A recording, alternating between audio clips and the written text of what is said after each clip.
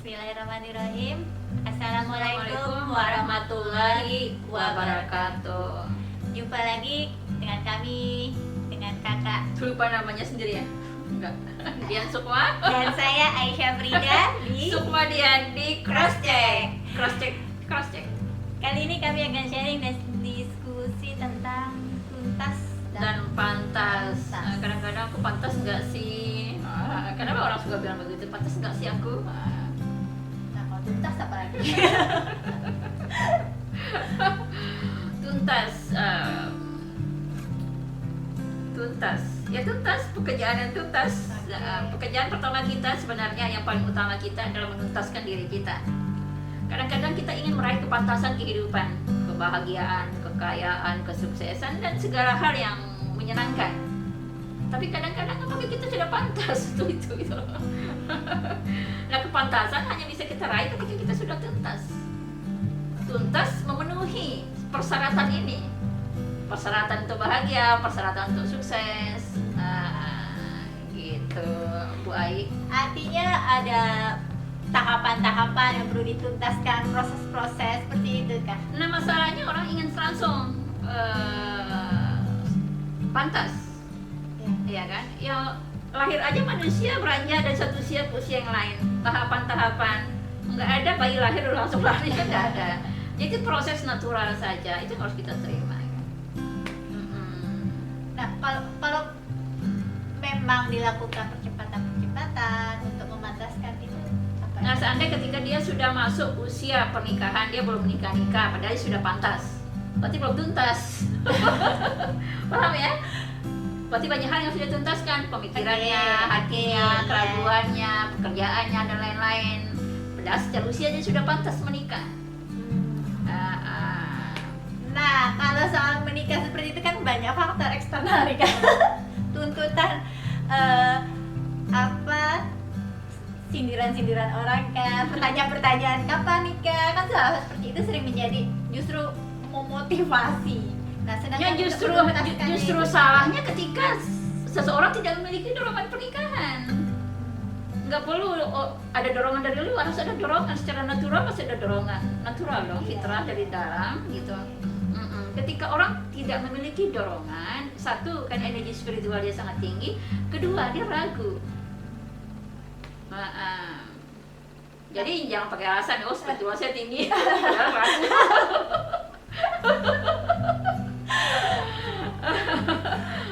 Nah, tuntas di sini apakah memang seperti apa ya?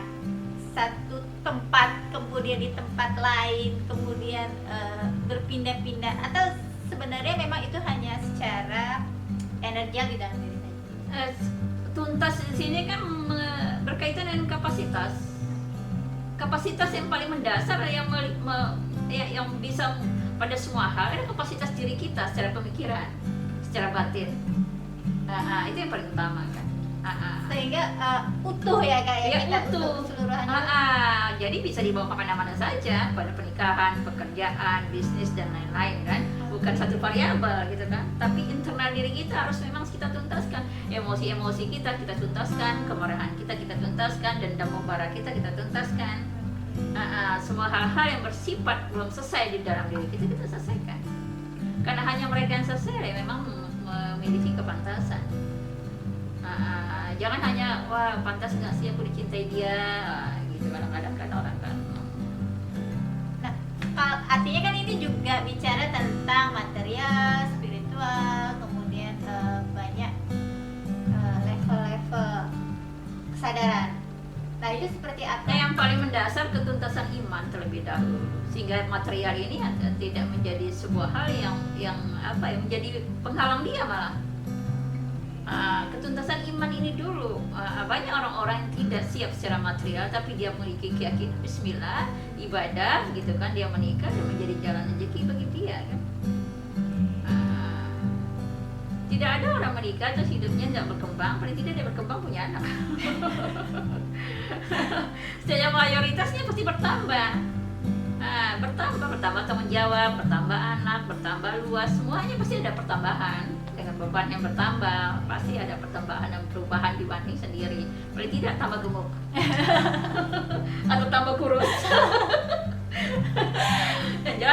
bertambah. Nah, kalau bicara tentang ketuntasan iman kan sepertinya naik turun maju mundur. Maju mundur.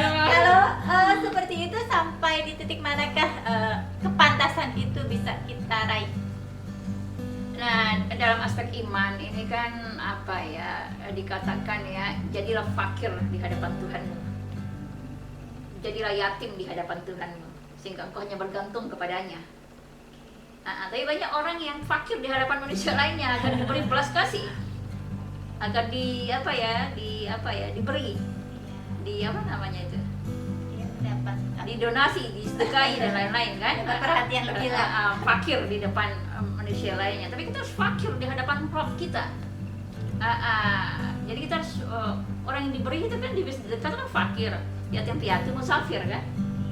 Iya kan? Jadi kita harus tiga ini, kita harus di hadapan Tuhan kita ini, ketiga ini kita musafir dalam perjalanan, kita mau kembali kepada Dia kan, kita musafir di dalam kehidupan ini. Nah, sehingga kita dipenuhi kebutuhan kita oleh Allah, karena kita fakir. Fakir di hadapan Rabb kita, Allah mau beri, menganugerahkan kita kebutuhan kita kan. Kita yatim piatu, nggak ada siapapun di dalam kehidupan kita, kita hanya bergantung kepada Allah.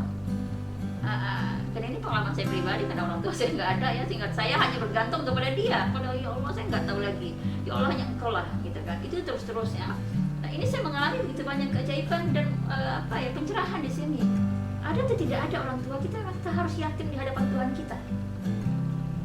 Nah, saya pindah dari suatu kota ke kota lain, melakukan banyak perjalanan gitu kan, sampai pada hakikat, saya musafir, perjalanan menuju Dia. Banyak sekali keajaiban yang saya peroleh pada saat itu gitu kan, dan saat ini juga luar biasa, Allah memberikan saya rezeki lah gitu. Yang saya tidak mengganggu konsentrasi saya untuk saya melakukan perjalanan spiritual. Seperti ada ya Allah, cukupkan.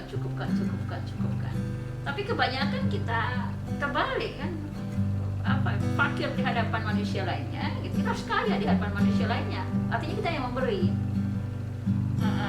Kehadiran kita adalah memberi.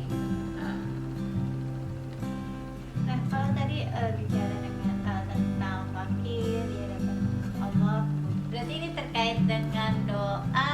Apakah bisa dikatakan bahwa banyak juga yang beranggapan mengurangi doa, justru mengurangi doa meminta. Nah, itu Meminta. seperti apa? Perintahnya pun ada, doa mintalah, niscaya aku akan mengabulkannya. Iya kan? Ibadah loh, berdoa itu ibadah. Ketika kita nggak mau berdoa itu sebuah kesombongan. Walaupun ada ayat mengatakan, ayat atau apa ya, mengatakan akan yang tidak meminta, ya. Doa kan tidak sekedar hanya meminta. Iya. Meminta akan diberikan segala apa yang dia tidak minta.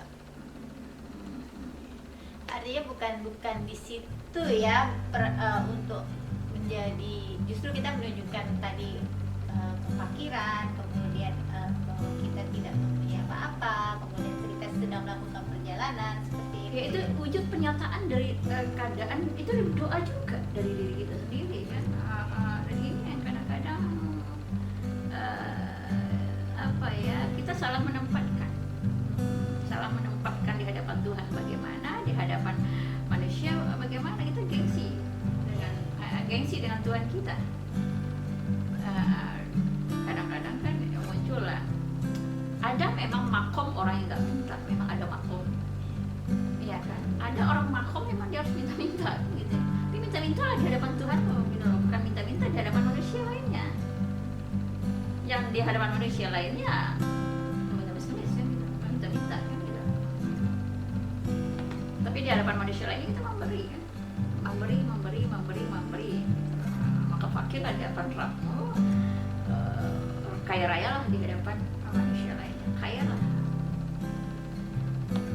Dan di hadapan manusia kita juga tidak terbalik tadi ya. Iya, Tidak sok-sokan. ya kadang kita maunya kan yang gratisan, jadi kita seolah-olah kita nggak bisa begitu. Dengan kefakiran kita di hadapan Rabb kita terus diberi kan, diberi. Ketika kita kita diberi, kita memberi. Terjadilah sirkulasi energial di situ kan. Kadang kita tidak menyadari, kita hanya pada batas kita memberi. Ini punya perlu kita memberi. Padahal kita diberi. Kesadarannya kita naikkan lagi ke atas, kalau kita diberi. Ini sebagai titipan, Allah memberi kita, menitipkan kita rezeki. Jadi kita memberi. Kita hanya perantara, bukan milik kita yang kita beri ini. Kan ada hak-haknya kan. Iya. Ya, hak anak kita, hak orang-orang yang miskin, susah, musafir, yatim piatu, ada hak-hak mereka kan di dalam ini. Pantas. Judulnya apa tadi maksudnya?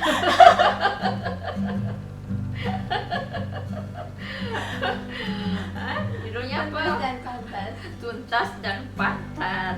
Jadi ya sebenarnya ya ketika kita tuntaskan dulu hati kita kepada Tuhan kita.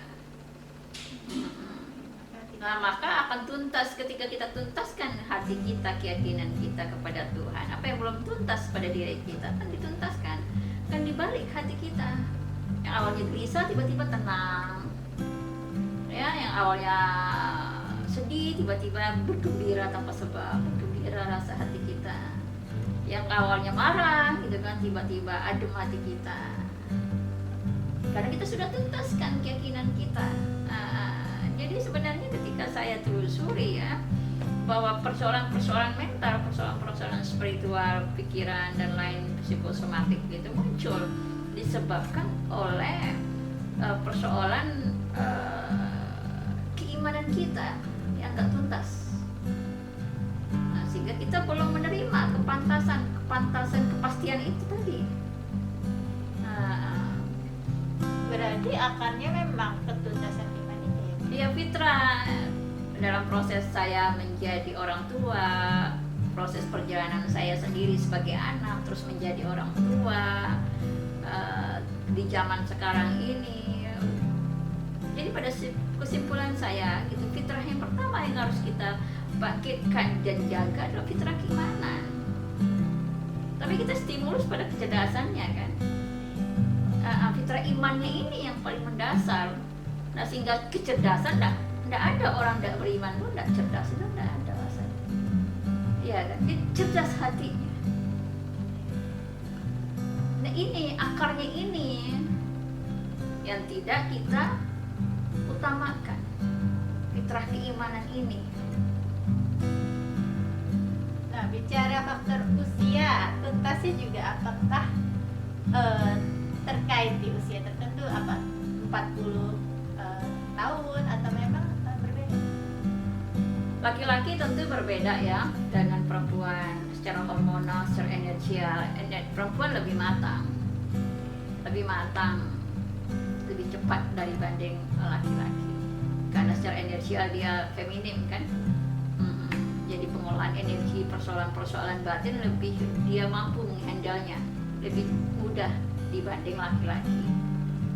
Perempuan juga lebih ekspresif, laki-laki lebih enggak ekspresif ya. Nah, sehingga banyak sekali persoalan-persoalan mental mereka yang mereka nggak bisa clearkan, sehingga mereka melakukan pelarian, menjadi pecandu dan lain-lain. Kan umumnya laki-laki yang paling banyak ya di dalam rehabilitasi itu ya. Kan banyak laki-laki kan, faktor mereka nggak menuntaskan di dalam mereka ini tadi. Tapi kalau fitrah imannya bertumbuh, kan mustahil ini terjadi. Kalaupun ada terjadi, persentasenya sangat kecil sekali. Itu bagian dari takdir yang wallahu alam, kita tidak bisa ini kan ya. Tapi ketika fitrah imannya tumbuh paripurna gitu kan, mustahil ini kan gitu. Karena ini yang menjaga aliran sungai kemurnian ini mengalir di dalam hati dan pikiran serta tindakannya. Maka saya selalu berdoa, ya Allah gitu kan, jauhkanlah anak-anakku dari keburukanku sebagai orang tua. Jauhkan diri mereka dari keburukan diri mereka sendiri, keburukan orang-orang yang dijumpai, keburukan zaman, keburukan makhluk-makhluknya yang datang dari mana saja. Ya karena kita nggak tahu keburukan yang paling berbahaya itu dari diri kita sendiri. dari diri kita sendiri kan. Artinya manakala memang sudah tuntas di aspek imannya, pertanyaan pantas atau tidak akan keluar lagi dong, Kak? Enggak lagi. Oke. Nah, kita sebagai orang tua ketika tidak tuntas, anak-anak kita pun menjadi problem kan, karena kita nggak tuntas secara emosi, secara spiritual, secara keimanan dan lain-lain kan. Maka ketidaktuntasan ini akan kita alirkan. Nah, sehingga kita melahirkan generasi-generasi yang juga sama seperti kita. Maka itu menjadi doa pertama saya, ya Allah, biarlah keburukan pada diri saya dan generasi-generasi sebelumnya hanya sampai kepada saya, sampai kepada kami sebagai orang tuanya. Sehingga anak-anak ini biarkan mengalir dalam fitrahnya gitu. Biar keburukan itu cukup, karena lingkungan terdekat anak ini orang tua kan. Iya. Ya kan, kadang-kadang kita ingin menjaga anak kita dari lingkungan buruk di luar sana, kita tidak menyadari lingkungan terdekatnya kita ini gitu loh. Ya kan, saya menyadari begitu banyak hal-hal yang saya belum tepat, masih banyak hal-hal yang mesti saya perbaiki. Itu menjadi hal yang yang harus saya proteksi anak-anak itu dengan doa itu tadi, terjaga dari keburukan diri saya, karena yang paling memungkinkan untuk menulari keburukan itu kan ibunya, ayahnya, bukan siapa-siapa kan. Nah, kalau tuntas atau tidaknya juga terkait dengan generasi sebelumnya, apakah memang ada juga generasi-generasi yang memang diberikan legacy untuk Iya, menuntaskan? ada, pasti ada wali keluarga yang namanya ya, wali keluarga mengklirkan pohon keluarga. Kita punya misi keluarga ya. Anak-anak keturunan kita adalah melanjutkan misi-misi sebelumnya. Nah, itulah menjadi amanah kita berada di dalam takdir sebagai keluarga. Nah, dalam satu pohon keluarga. Nah, dan itu kita harus tuntaskan dari generasi ke generasi, generasi ke generasi. Gitu. Bagaimana anak-anak kita dan kita menjadi generasi yang terus bisa membawa perubahan kebaikan ya, perubahan dan kebaikan di masa di momen-momen kita masing-masing kan gitu. Maka kenapa orang-orang dahulu selalu mendoakan anak keturunannya, bahkan sampai 7 keturunan. Sumpah apa sampai 7 keturunan coba. Ya kan? Nah, kita harus membiasakan diri mendoakan anak dan keturunan kita, tidak hanya sekedar batas anak kita, tapi juga cucu kita dan seterusnya. Itulah tanggung jawab kita, sehingga tersambunglah tali tali niat misi ini dari generasi ke generasi kan gitu. Karena yang pertama kita harus memperkenalkan anak-anak kita itu sejarah keluarganya, tuntaskan diri kita, keimanan kita terutama, dan akan memudahkan untuk anak keturunan kita untuk menuntaskan diri pada misi keluarga di generasi berikutnya. Mungkin itu saja teman-teman, sahabat semua, tentang tuntas dan pantas. Semoga bermanfaat. Assalamualaikum warahmatullahi wabarakatuh. Cross check.